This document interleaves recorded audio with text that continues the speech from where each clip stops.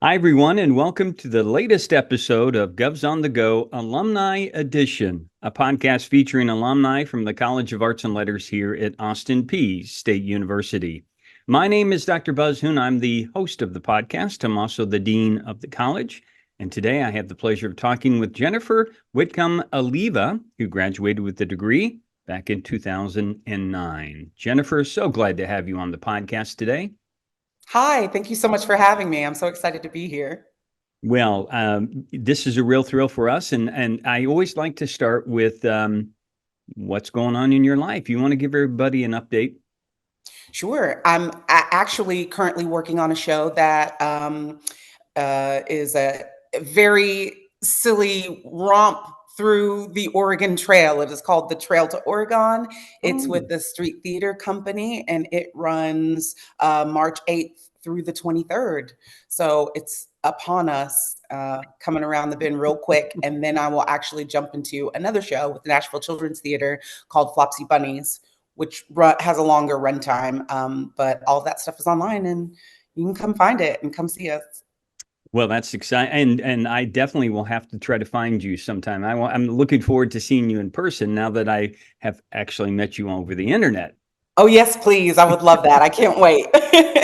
So the other part is we always like to start at the beginning, and you are a Nashville native.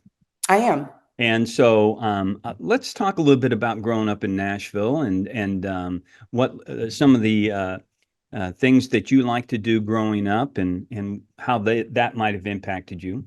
Absolutely. Yes, I'm a Nashville native, born and raised. The city, I think, is just so special. It's definitely changed over the years, but growing up, definitely, I loved going to school. I'm a big family person. I loved going to the Parthenon. I still love going to the Parthenon. I think all those jazz on the lawn, I have fond memories of jazz on the lawn and those kinds of things at Centennial Park. I don't know. I've been here. I've been here for a really long time. I was here and then I went away and then I came back. But it feels good to be here for sure. Oh, that's neat. So I usually think that somebody in your family is always a main supporter of you. And sometimes it's mom or dad or grandma or somebody out there. Maybe it's even a sibling that just you always felt like was one of your biggest supporters as well. Is there some family members or somebody that definitely believed in you early on? Oh, yes, absolutely. I actually am adopted. And so I have a wonderful family. And I have a bunch of moms, and all of my moms are like the links in my chain. Like we are so tight and so bonded. They mean everything to me. There's not a show that they haven't been to. All my crazy performance art that I'm doing around everywhere, they're so gung-ho about it, to come and see it and support it, and just support the arts in general. They're really fantastic. So I would definitely say my family, my moms and my family is very important to me. Oh, that's awesome. At what point there must have been a time in your life when you thought, okay, I'm probably a performer. I like to do these kind of things. When did that come upon your realization? It's a funny story. I feel like I recently just told the story. So music, I come from a musical family. In my birth background, I also come from a musical family. And music has been such a big influence on my life, getting to be around it, getting to be around art so much. But in school, as most children, I think we're all experimenting with different things. You know, I Right. did the sports, the soccer, and the band. I love. I do play a low brass instrument. Go tubas. Um, I actually got into theater by mistake.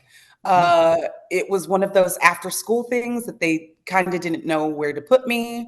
So they put me in the theater program. And one of the first shows I ever did was called Lewis and Clark, the musical, which is hilarious, by the way. Um, and I played Sacagawea, the guide, who had no Mhm. lines. I just stood there and pointed and danced, and it was a good time. And I think that that's kind of when that happened. I kind of got bit by the bug. I liked it. I didn't know why I liked it. And then I started doing more full-time dance and that kind of thing. But I would say, I think that it happened at school. I think at a very young age, when I started really delving into it. And then I just kept going. So, and that's interesting, but you are also a wonderful vocalist. So how did that, I mean, were you always singing? And when was the first time that somebody said, that girl can sing? Yeah, I was always singing. I was always singing at church. I was always singing, for friends and family and that kind of thing, small parties. But I really want to say I had my first big experience with music when I hit high school. And I had a wonderful professor there who, I mean, it might be further back than that. No, yeah, I would say middle school, high school, and I started taking vocal lessons, like actual vocal lessons, and then that, of course, spun me into college, and you should do these things. So, yeah, I was definitely singing on my own professionally before, but there wasn't that extra fire behind it because I just didn't know. You don't really know where to start sometimes. Um, I would say, yeah, that helped a lot to hear that from a professional singer that was like, "Hey, you should study music." Okay, so So let's talk about how you got to Austin Peay then. yeah. Yeah, it's yeah, okay. So I was attending a conservatory at the time, and I knew at the time what I was looking for was a program that was going to let me do more than one thing, and that's really tough, especially at any conservative level. They don't like you um, to take on too many things as an undergraduate, and they like for you to keep your specific focus. So at the time, I was going to school for vocal performance. So I had worked and worked and worked, and finally, gotten all these scholarships and got into a great big school. Um, but then I figured out that I can't myself as a performer, I can't just have one thing because I need all of it. So I knew that, classical music and music was such a big part of my life, but I'm also a dancer and I'm also an actor and so I was looking for a program that was going to nurture that. And I was coming in the middle of a what are we calling that, a fiscal year. So that was hard. So I was looking around and I was kind of just taking time over that, right before summerish, and I'm looking and I kind of came across Austin Peay, and the first thing for me was, oh, it's so close to home though. Like, what was the whole point of going away and doing all these big things in big cities to come home? But I went and I came and I took the tour and I met all of the people, and it was absolutely, it was hands down. I knew. I was like, okay, this is the school for me. That's how that happened. Wow. And so Yeah, true. when you did come to campus, do you remember what some of the early things how you got involved, and were you getting involved in all the things that you wanted to as you had planned? Absolutely. So I was coming into the theater department as a theater student, and so with a music minor, the programs are very different now, but that's kind of where I fell under while I was going, as it started, as it began. And taking the tour, going into the department, coming from such a big school, it was night and day. There was a night and day difference. It was smaller, but everything felt much more intimate. The teachers were so cordial and so hands-on, and they wanted to, they taught their lessons. It wasn't in a big lecture hall. It was right there, walking through the shop areas, and knowing like I'm going to be building this stuff and I get to do the, but still knowing I'm going to be here for 8 hours and then I'm going to trek across campus and I'm still going to get to go have all my music lessons. It was like a dream come true. And I couldn't believe it because it was a heavy workload. But Austin Peay, that's one of the things I love about Austin Peay, because they fully believe in their students and they want the best for their students. And I felt that. Just walking through that campus, and I knew. I was like, okay. I was like, this is it. This is where I'm going to go to school. It's kind of a surprise. It still is kind of a surprise to me. Like, and I think it is to others, when I have such school spirit and I'm always like, let's go Peay. And people are like, what? You went to Austin Peay? And I'm like, yeah, I went to Austin Peay. You should go to Austin Peay too. Let's just put that in a commercial and send it out. No, I definitely, if you can't tell, I have lots of school spirit. That's awesome. So let's talk about some of the professors you remember having along the way.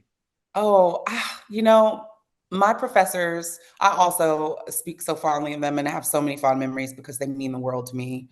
That theater department, I have fond memories of Marcus Hayes, who was a professor of dance and my mentor, and he is still my mentor and has been for years, and we are just good friends. Lenny Dyer, Sarah Gocher, Darren Michael. Like, I just have, all of these professors really did, they were my beginning. And I owe them so much, and I just can't, I don't even think I have the words to say, because at the time, I don't think I knew the gifts that they were giving me.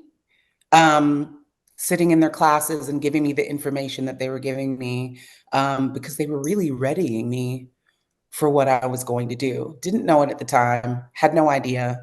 But that's what happened, and I owe them so much. So yes, fond memories of all of them. Oh, that's great. Because, I know I can speak for them in this aspect, Jennifer, is that every student success that you all have, that's what they work for. And so they definitely appreciate those very kind words. I can say that on their behalf. Let's talk about some of the other things you enjoyed doing. Did you get involved with Greek life? Did you? What was it like to be a student? Yes, I did. I did get involved with Greek life. And that also was very unexpected. Very unexpected to me, very unexpected, I think, to my family. But I decided to go through the whole recruitment, and I didn't know anything about it. There wasn't tons of information, but it also kind of became a missing link, because with theater and music, I was busy. I was really busy. I had such a big workload. And I think that at that time, I wasn't really taking a lot of time to make friends and to have the fun that I wanted to have. So I just kind of showed up and went. And those girls are some of the best friends I'll ever have in my entire life. And it blew me away. It blew me away that was also something that was offered, that it was like, oh, and here's another little present wrapped up in a bow. It just felt so good. And then that was a whole other support group, right? Yeah. Because then when you're tired from school or sometimes I just, I forgot to eat today, a sister would show up and with a hug and a sandwich, and it was absolutely incredible. So yes, I am Greek. I'm an Alpha Sigma Alpha. I still wear my letters very proudly all the time. And I love those girls, and I definitely give Greek life a chance. Give it a chance. Take a look. Go meet them, because there are some pretty fantastic women and men in the Greek life and the fraternities and sororities. So, Have you been back with some of them during homecoming and some of those events? yes, for a little while I was going up there for a while. Unfortunately, I don't get up to Austin Peay very often, but I'm always looking for that reason I need to get up there. I've missed so many shows and it makes me so mad. Um, but I am in touch with everybody. I am still on the alumni, so I'm in the chat. I am in the I know exactly what's going on. So yes, but I do love homecoming a lot. That's great. Let's talk about some of the shows or performances that you recall fondly, or that you think to yourself, "I'll always remember that event." Or what were some of the special times for you working on a show or doing a concert? Or At Austin Peay? Mhm. Well, let's see. I got a scholarship in, let's see, when was it? It was 2016, maybe. Um, no, it wasn't. I'm sorry, 2016. It was 0809. 0809, I got the 2016. Lord. I got the presidential research scholarship through the help of my department and with Marcus Hayes. And at that time, we had just developed the dance program that was very new. I mean, not very new, it just existed. And I decided that I wanted to produce a ballet, a full length ballet, which is um, quite a feat and crazy. And I knew that they were going to say, absolutely not. Um, and they said the exact opposite. They were like, do it, do it. So I am Nutcracker obsessed. I love the Nutcracker. I love the ballet. I love the Tchaikovsky score so very much. It's one of my all-time favorite scores. I have a lot of favorite scores, but I love that score. But I knew that if I was going to do it, I wanted it to be true to myself, true to the environment in which we were, true to the campus, true to everything. So I re-envisioned the Nutcracker, and I called it Phantassos, a Nutcracker Story. And I held auditions through the department, through the university. So everything was done by us in the department. I directed it. I choreographed the entire ballet. It was a lot of blood, sweat, and tears, but it was absolutely beautiful. I'm a little biased, but I Mhm. think it was beautiful. Um, and I have so many fond memories of that. I'll never forget it. I think of it often. I would love to do it again. Um, it was really special. It was something that was really, really special. That I know I talked to friends from graduating class, and we always have something to say about that period in time, because it really was special. So Wow. yeah, Phantastos was great. Uh, Marcus Hayes, for sure. The dance program, I loved the dance program with my whole heart. All of the work that we did, the opportunities we got to go to festivals and show all of our pieces.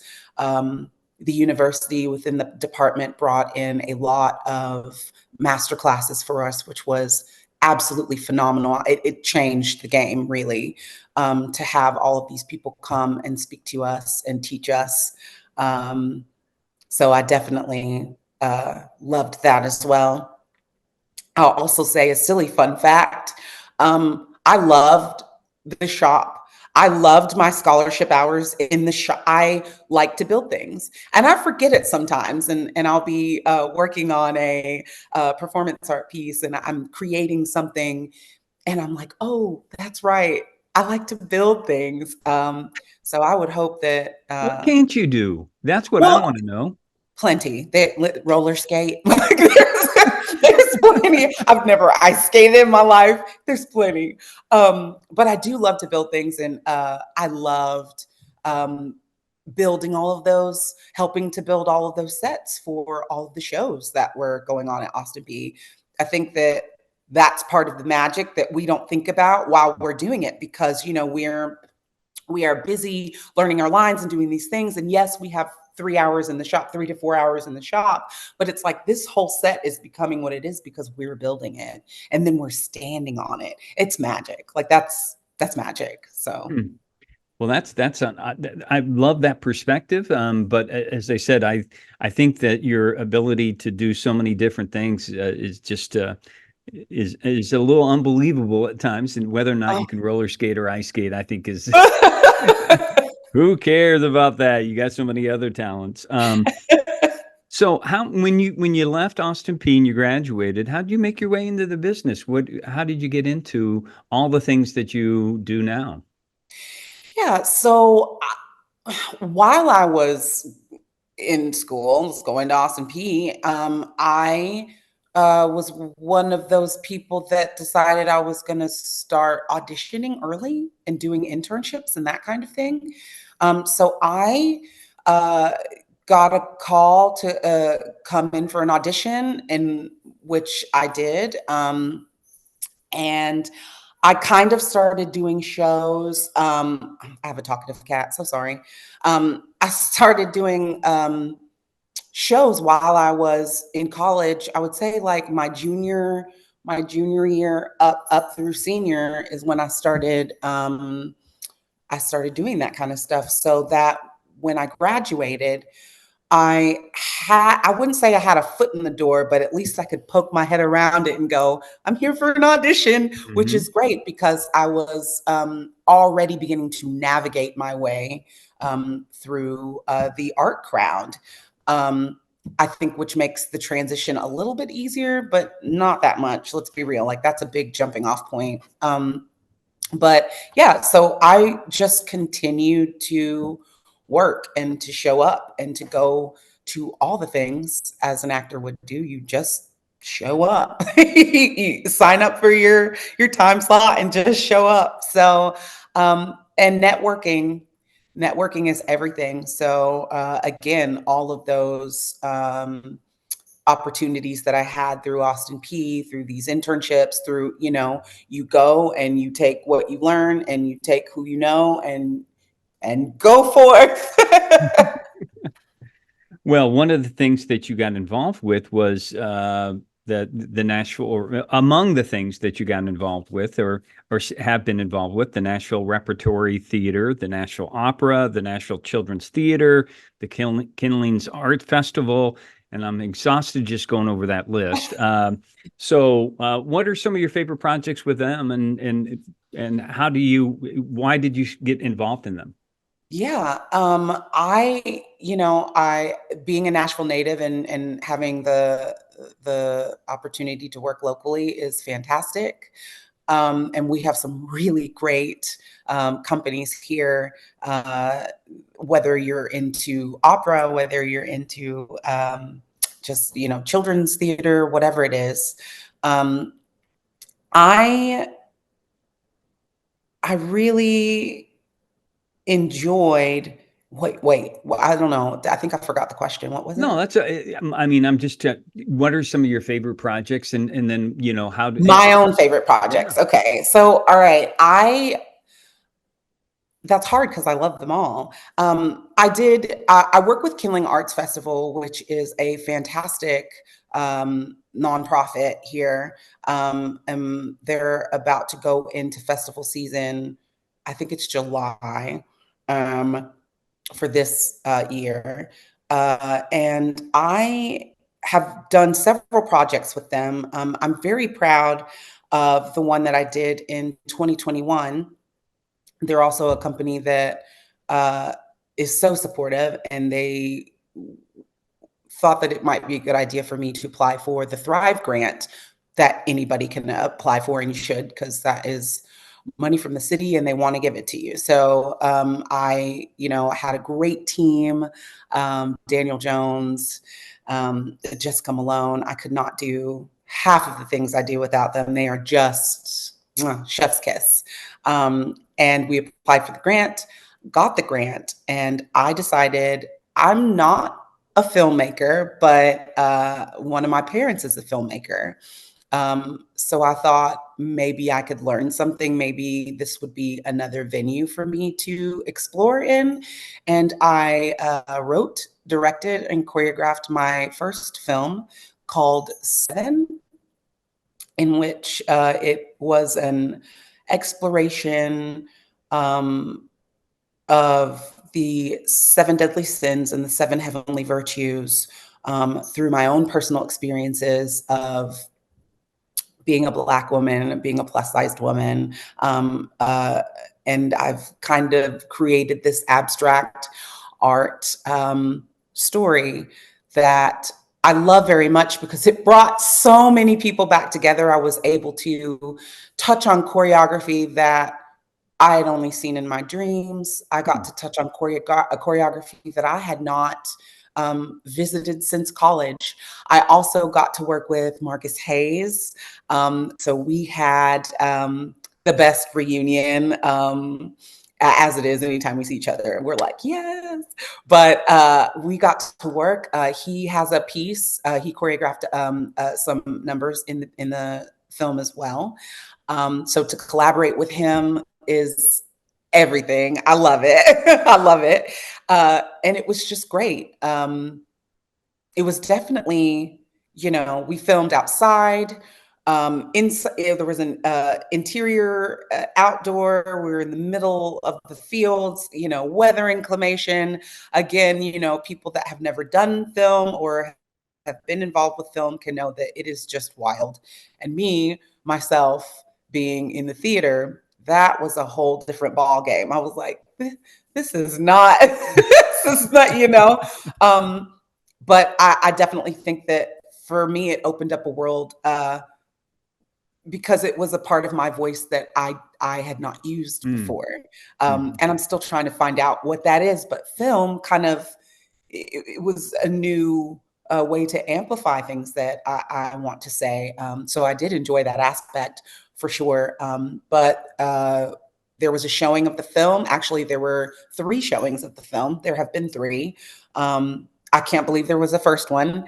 And then it was shown again. And then a different company wanted to have it shown in their theater. So the film lives. And I hope at some point, once copyrights and all those things and everything comes through, that I will then be able to put the film up on a platform so that anybody can see it.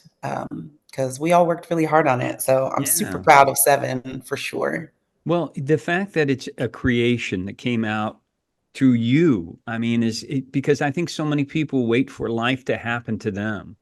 Like select me, pick me, hire me, let me be and you did this with other people, which you certainly give the credit to, but the fact that you created something that, as you said, will last, as long as they can keep the file around.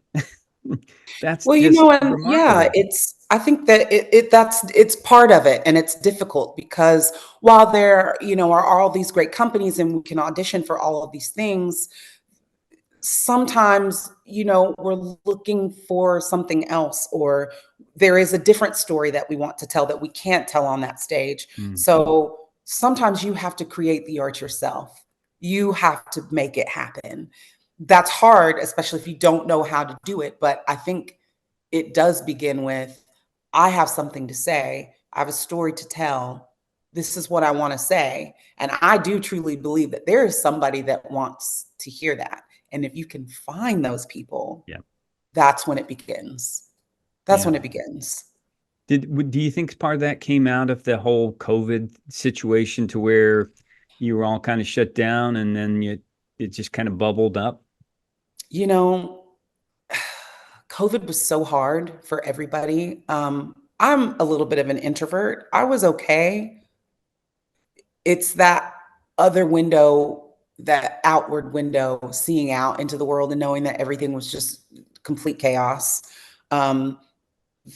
I think alone time, it allowed me to be more creative. I had the time, right? Because I wasn't on stage Right. doing 7 shows a week, and I had that time to sit down with a notebook and write these things out or visit these things that I've been looking at and kind of piece them together. So at the time when the whole world was shut down, there was a big chunk of me that I couldn't not create. I had to keep going. And I know it's not the case for a lot of people, that a lot of people just took the time. I actually worked all the way through COVID. But I think I did that because I had to.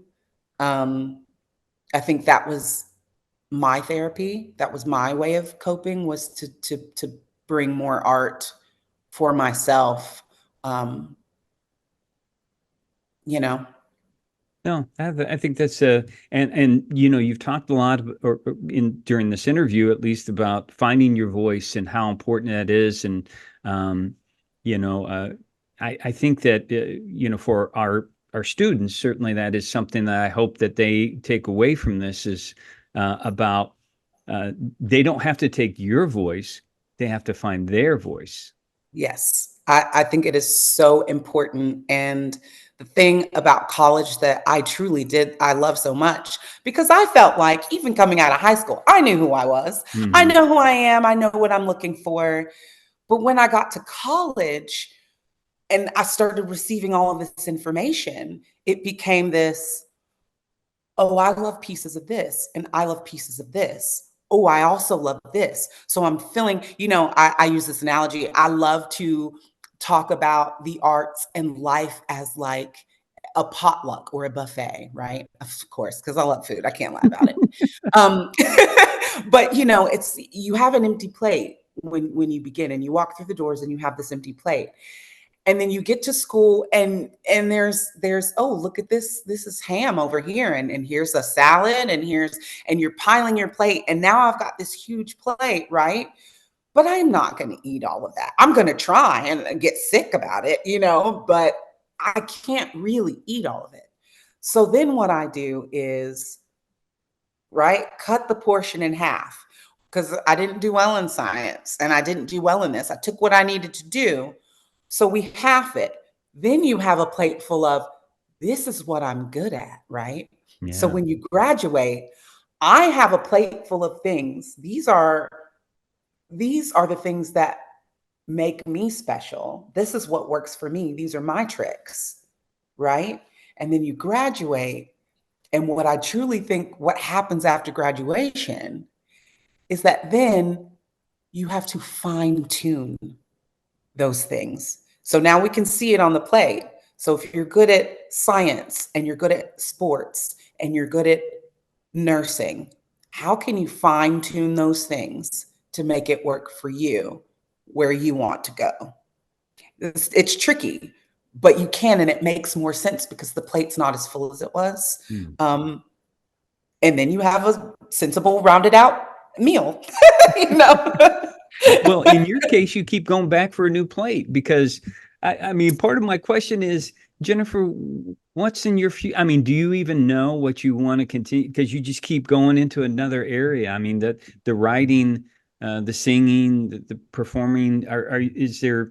Are you going to produce? That is a really good question. And I have been asking myself the same thing. I Hmm. have no idea. And this is true with anything that I am auditioning for. If anything that I'm creating, any piece that I'm creating, I usually don't know.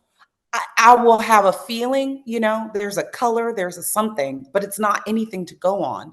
I don't know until I start putting things together. Uh, am I going to produce anything?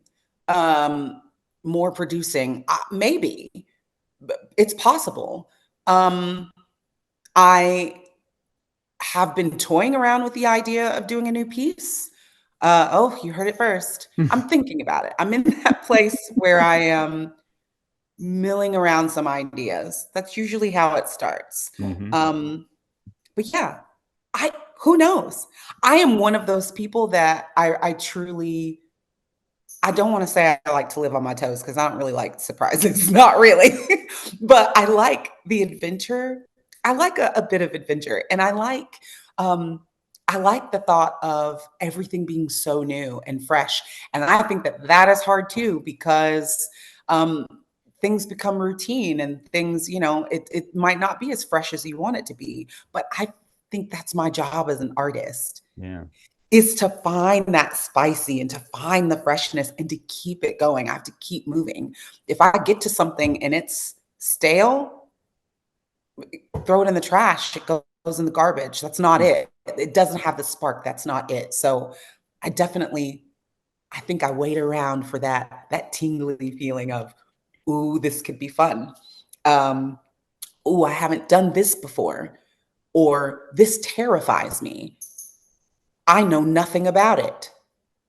I'm gonna go research that, So I tell you, I love the way you approach life. I mean, I I hope more people see that and say that's the best way to go to. I mean, just it's like the whole idea of getting most of out of the experience of life as you can. absolutely, you have to, because again, we don't know. We have no sense of tomorrow. We have no sense of what we have right now. We have this time right now, and it is a gift every single day. And you best believe I love to open a good present. I'm going to rip off that bow in that package because I want to see what's inside. And then I can decide what to do with it. It's a gift, and I thank everybody for it. Yeah. I thank the heavens. I thank my family. I thank for every day that I have. And I just feel like that is the way that we should just walk life because it's amazing. Yeah. Well, it's one of the last questions we always like to ask our guests, Jennifer, is and you've already done such a wonderful job with this. Is any other wisdom you want to share about for our college students? Yeah. Oh no. Now I feel like I'm give us some wisdom for the Mhm. children to come. That's scary. No. So I would say ask questions. Do not be afraid to ask questions. I ask so many questions. In fact, people get mad at me because I'm the first one to, want to, but it is so important because when you ask a question to a professor, to whomever, you're going to get an answer. Now, it doesn't mean that you're going to like what that person says, but it's information. Information is like fuel, right? It's like gasoline. You can take that information and just string a big line of it. And then once you light that match, there it is. Ask so many questions until people get tired of it. That's the first thing I would definitely say.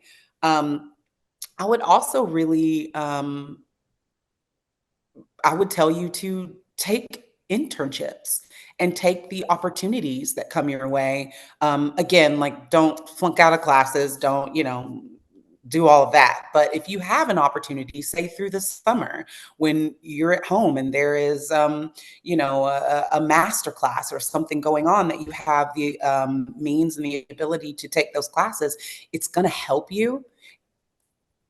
It is going to help you. It is not going to hurt you or hinder you in any way, form. And it may not seem like it. You might get through the end of that course and say, that was a waste of time. I promise you, it's going to come around the bend. It is going to come around the bend and it is going to help you in a situation. And you're going to say, oh my gosh, I know the answer to that, right? Like, oh my Okay. gosh, I know what to do in the situation. Definitely. So please take those early opportunities, take them if you can.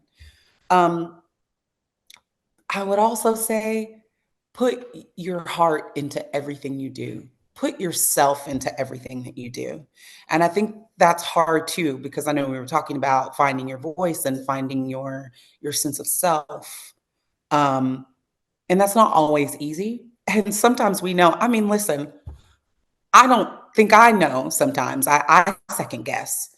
But that's where it can get sour because you gotta you gotta know you got to know yourself, because once you're doing your rounds for, I mean, I'm not a nurse, I don't know, but you're doing your rounds and you're talking to your patients, right?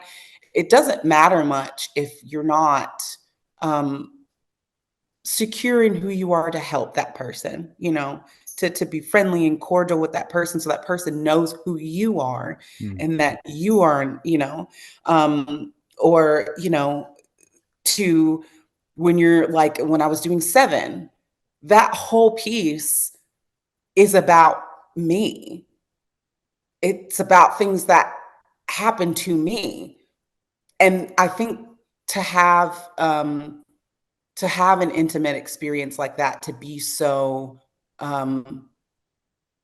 open with people, you have to know who you are immediately when you step up, right? Like, what are you bringing to the table? I think interviews and things, they ask that all the time. What are you bringing to the table? If you don't have an answer for that, then you're in trouble. Mm. But they really want to know. They want to know, and you need to know that. So I would say, uh, put everything you have into it. Just put your whole self into it, because it's better. And that's what the people on the receiving end, that's what they're going to feel. They're going to feel your passion, and your spark to want to do that, to the best of your ability. So I would say put your whole heart into it.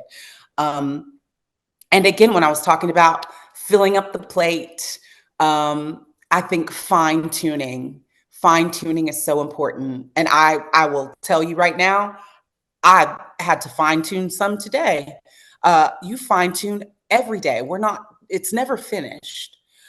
But I feel like every day you learn something new about yourself, or you learn something new, like, oh, you know what? I don't like almond milk. Actually, I like cashew milk. Fine tune it. Fine tune it.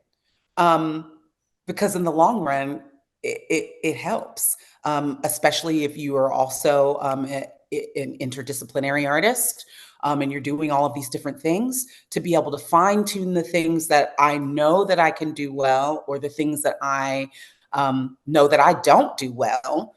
That's going to help me, right? Because if I'm doing a film and, oh, okay, I want it to be a musical.